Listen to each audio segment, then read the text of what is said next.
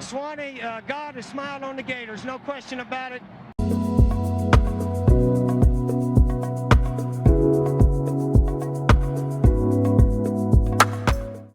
The Florida Gators arrived in Lexington last Saturday to finish off their regular season and their series with Kentucky. By this point, the Florida Gators had already clinched the SEC championship and the number one seed for the SEC tournament that starts in a few days. So that means they won't be playing until Friday. The tournament starts on Wednesday. Who will be playing on Wednesday? The Kentucky Wildcats. When Florida played Kentucky, they basically had not much more to gain. I mean, yes, there was an opportunity to gain the number one seed, but in terms of conference implications, they pretty much had everything wrapped up. There was more on the line for the Wildcats than there was for the Gators. Vanderbilt went on the road and beat Tennessee. Arkansas beat Mizzou. So that meant a win for Kentucky would mean that they would qualify automatically for the quarterfinals, and they could just bypass the first and second round of the tournament and just go straight into the quarterfinals. They would have had the number 4 seed. Unfortunately for Wildcats and their fans, that idea was smashed to pieces. The Gators came out swinging with an 11-0 run in the first 2 minutes of the game. Now Kentucky, as they have throughout the season, battled back to close the gap and made the game look competitive multiple times. However, Florida continued to respond with veracity. Every run that Kentucky would go on, Florida would retaliate with a run of their own. It was evident that not only did Florida had the way better coach, but they were obviously a more talented basketball team. That basketball team that swept Kentucky last Saturday just got awarded with Thomas Hogg being a first-team All-SEC, Ruben Chinelu being an All-SEC defensive team, a second-team All-SEC, and Defensive Player of the Year for the SEC, and Alex Condon being voted to third All-SEC team, with Urban Klabzar coming off as the sixth man of the year. Oh, and Todd Golden won SEC Head Coach of the Year, which really isn't surprising unless you're a Texas A&M fan. In that case, you want Bucky McMillan to get the SEC Coach of the Year for a participation award because he finished in the top 6, while Todd Golden, on the other hand, won the conference by 3 games. That's a pretty big margin. Not by 1 game or 2 games, by 3 games. That's a very big margin in a conference with 16 teams in it. But that's a rabbit hole that I'll dive down another time.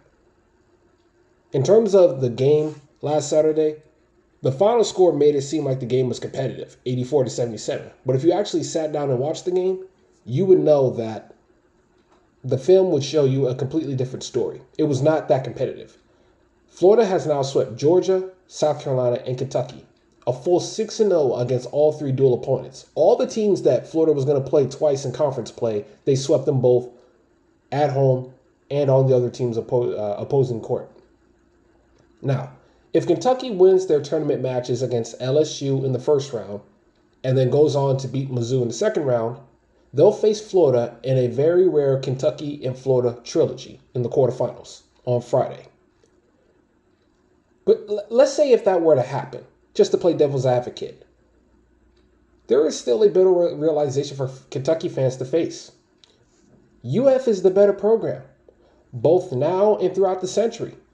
Kentucky fans love to bring up the championships that was won with Adolph Rupp, the championships won with Rick Pitino and Tubby Smith and John Calipari, and how they have the most championships in the SEC. And I understand that. If I was in their shoes, I probably would do the same thing, because I brag all the time that Florida has the most championships in basketball in the state of Florida, which is a fact. It's a 100% fact. So I don't really begrudge Kentucky fans for doing the same thing. But just because you have the most championships in the history of the conference doesn't mean that you're always automatically the best program in the conference in current times.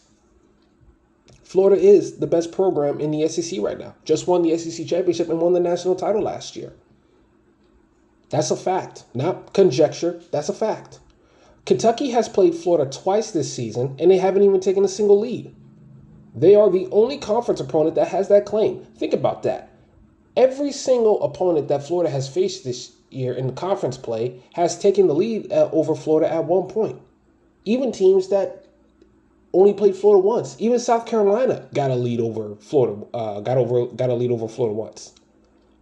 With home court advantage and a lot more to gain than the Gators, Kentucky on multiple occasions almost tapped out and let UF control the court. There was many times where that Rupp Arena that Kentucky fans was bragging was going to help boost the Wildcats to get their lick back, as some said, after Florida beat Kentucky on Valentine's Day. And it was quiet like the game hadn't even started yet. It was quiet.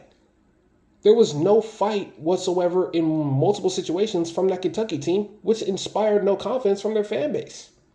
There were a bunch of Kentucky fans who left the game with more than 3 minutes left to go because they just knew Kentucky was tapping out mentally. And let's hypothetically say that Kentucky does get to the quarterfinals and they see Florida again. Where can you compare the two programs and think, much less believe, that they're on the same level? Kentucky fans on social media are openly questioning if Mark Pope is the right guy to lead the program. And they're openly begging for Todd Golden to leave Gainesville to coach Kentucky. These are Kentucky fans doing this. I'm not making this up. Kentucky fans are actually asking for Todd Golden to resign as the UF coach to go coach at Kentucky. Well, if you know that Florida is at such a high point in their program that you want their head coach, well, then certainly that would mean that the program would be better. I mean, why would you want the coach if it was anything different? I mean, Denzel Aberdeen, when he left Florida to transfer to Kentucky, he openly said that he thought this Kentucky team was better than UF's last national championship team. Well, that's obviously has been debunked to the oblivion.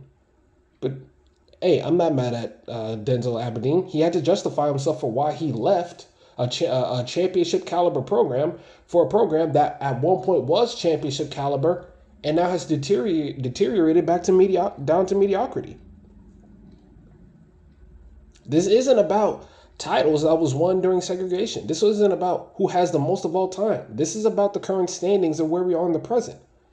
And whether Kentucky fans want to accept that or not, UF is the top program in the SEC, and they've been that way throughout the century. They tripled the national championships that Kentucky has won post 2000. They've been to more Final Fours. They have just as many Elite Eight appearances. And they have a good amount of SEC championships to their own right. Kentucky is not what they once were. That doesn't mean that they can't get back. But until that happens, Florida right now is head and shoulders above everybody else in this conference program and everybody else in the conference regarding men's basketball. That's just a fact. They've shown it time and time again.